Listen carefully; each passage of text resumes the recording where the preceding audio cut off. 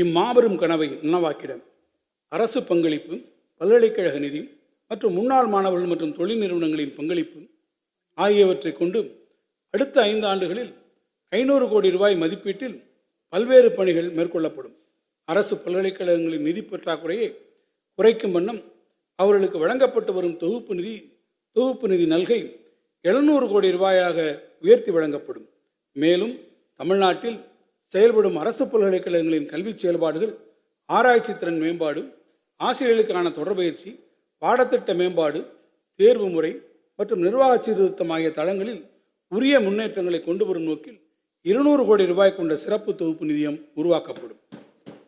உலகளாவிய திறன் மையங்கள் மற்றும் உற்பத்தி செய்யும் தொழில் நிறுவனங்கள் தங்களது பொருட்களின் வடிவமைப்பு, மேம்பாடு, புத்தாக்கம் உள்ளிட்ட ஆராய்ச்சிகளை அரசு பல்கலைக்கழகங்கள், கல்லூரிகள், ஆய்வு நிறுவனங்களுடன் இணைந்து செயல்படுத்துவதை ஊக்கப்படுத்திட அரசு மானியம் வழங்கப்படும்.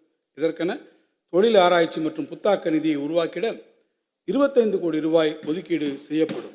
இதன் மூலம் தொழில் நிறுவனங்களும் உயர்கல்வி நிறுவனங்களும் இணைந்து செயலாற்றிட வாய்ப்பு உருவாக்கப்படும்.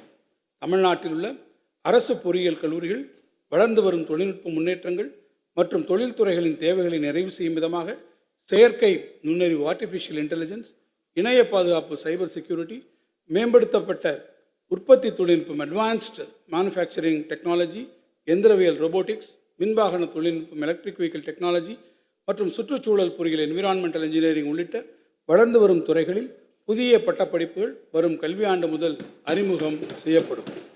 இவ்வகை நவீன தொழில்நுட்ப படிப்புகளை மாணவர்களுக்கு முறையாக அறிமுகம் செய்திட 50 கோடி ரூபாய் மதிப்பீட்டில் அரசு பொறியியல் கல்லூரிகளில் திறன்மிகு மையங்கள், சென்டர்ஸ் ஆஃப் எக்ஸலன்ஸ், முன்னணி தொழில் நிறுவனங்களுடன் இணைந்து உருவாக்கப்படும்.